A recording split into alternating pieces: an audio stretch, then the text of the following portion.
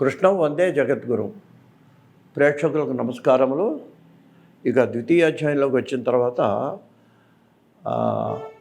అంత గతంలో ఆత్మ శరీరం ఈ రెండింటి తేడా కొంతవరకు చెప్పిన తర్వాత కర్మయోగం గురించి చెప్తున్నాండి. కర్మయోగం అంటే ఏంటనమాట, నీ యొక్క పని నువ్వు చెయ్యాలి, సోమరితనం పనికిరాదు అనేటి వివరించడానికి 37వ శ్లోకం నుంచి కొన్ని శ్లోకాల్లో అసలు అర్జునుడికి చెప్తున్నాండి. ఓ అర్జున అని ప్రారంభించి, హతోవా ప్రాప్స్యసి స్వర్గం జిత్వా వా భోక్ష్యసే మహీం తస్మాద్ ఉత్తిష్ట కౌంతేయ యుద్ధాయ కృతనిశ్చయః. ఓ కౌంతేయ అంటే ఓ కుంతీపుత్రుడైనటువంటి ఓ అర్జున, నువ్వు ఉత్తిష్ట, ఇప్పుడు కూర్చొని చతికెళ్ళి పడిపోయి కూర్చున్నావు, లే నిలబడి ఏం చేయాలి?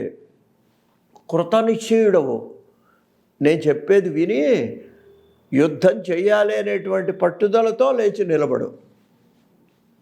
అదేమిటంటే, నేను యుద్ధం చేయననే కదా చెప్పాను, మళ్ళీ యుద్ధం చేయమంటారేమిటి అంటే ఆయన 2 మాటలు చెబుతున్నాడు అండి.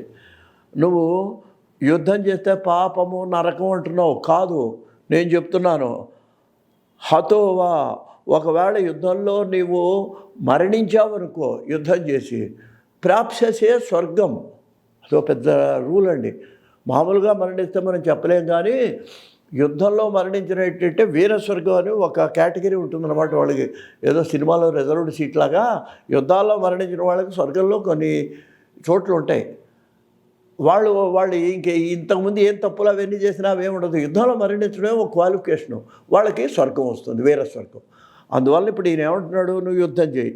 దానికి నీకు రీజన్ చెబుతున్నాను. లాజిక్ ఏంటంటే, ఒకటి, నువ్వు యుద్ధంలో మరణిస్తే నీకు వీరస్వర్గం వస్తుంది.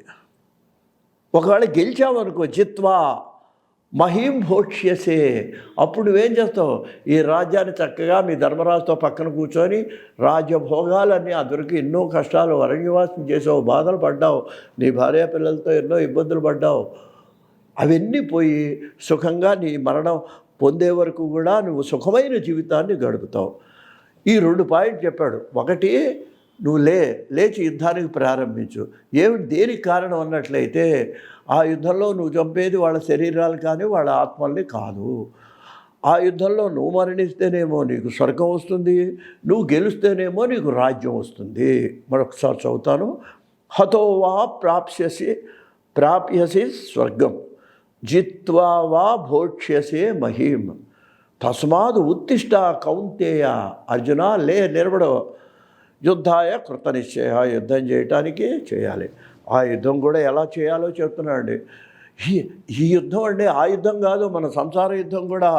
రోజు కుటుంబం, ఉద్యోగం, సమస్యలు, సతమతం, భార్యాపిల్లలు, ఇది యుద్ధమే. ఈ యుద్ధం కూడా ఎలా చేయాలో తర్వాత శ్లోకంలో, ఇది మన అందరికీ వర్తిస్తుందండి. ఇప్పుడు ఈ భగవద్గీత ఏం చెప్తున్నాడో వినండి. సుఖ దుఃఖే సమే కృత్వా లాభాలాభౌ జయాజయౌ తతో యుద్ధాయ యుజ్యస్వ నయనం పాపమవాప్స్యతి. నాయన, నీకు పాపం రాని కర్మ విధానం ఒకటి నేను నీకు చెప్తున్నాను, విను. నీకు పాపం రాదు. నువ్వు ఇందాక నీకు భయం ఏంటి? వాళ్ళని చంపితే నాకు పాపం వస్తున్నావు. ఒక పాయింట్ ఏం చెప్పాను? యుద్ధంలో చచ్చిపోతే పాపం రాదురా, వేరే స్వర్గం వస్తుందని చెప్పాను. ఇప్పుడు ఇంకో పాయింట్ చెప్తున్నాను. ఇదేంటంటే, నువ్వు ఆ యుద్ధం చేసేటప్పుడు మనసులో ఒక మాట అనుకో.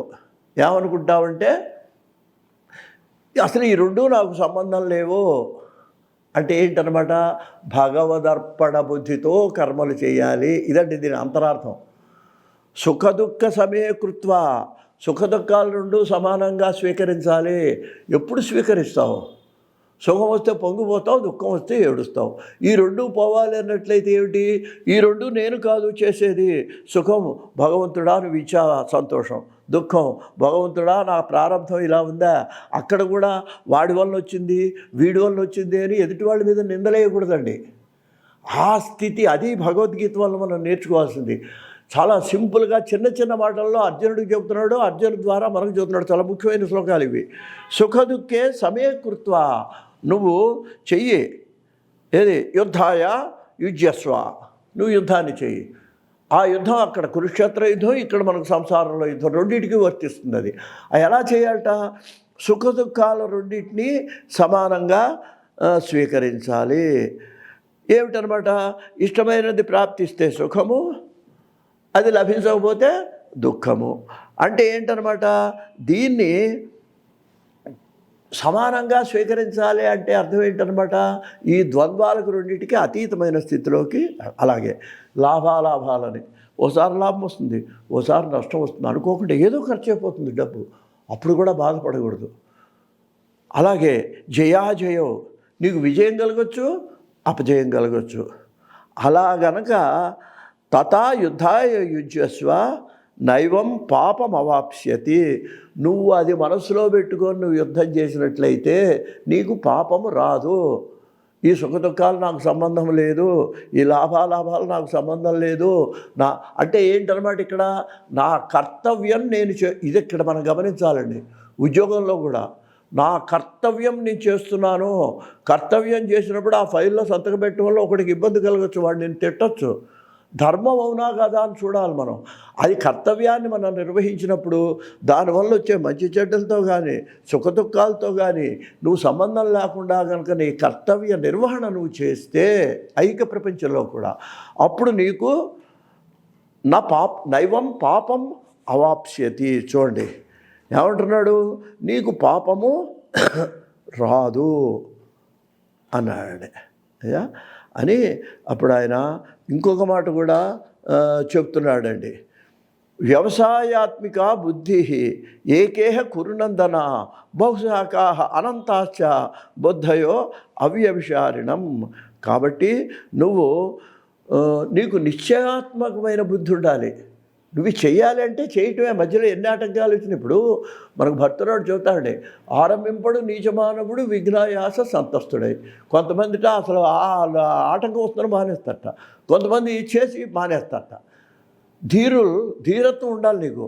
విఘ్న నిహంజమా, ఆటంకాలు వచ్చినా సరే దాన్ని పని పూర్తి చేసేవాడు వాడు గొప్పవాడు. కాబట్టి నువ్వేమి చేయాలి? నువ్వు నీ యొక్క నిష్కామ బుద్ధితో, అంటే ఇది ఫలితము మంచి వచ్చినా చెడు వచ్చినా సుఖం వచ్చినా దుఃఖం వచ్చినా కూడా సమానంగా స్వీకరించే స్థితిలోకి వచ్చి నువ్వు యుద్ధం చెయ్యి. అప్పుడు దానివల్ల బాధ సంతోషం కూడా నీకు ఉండదు.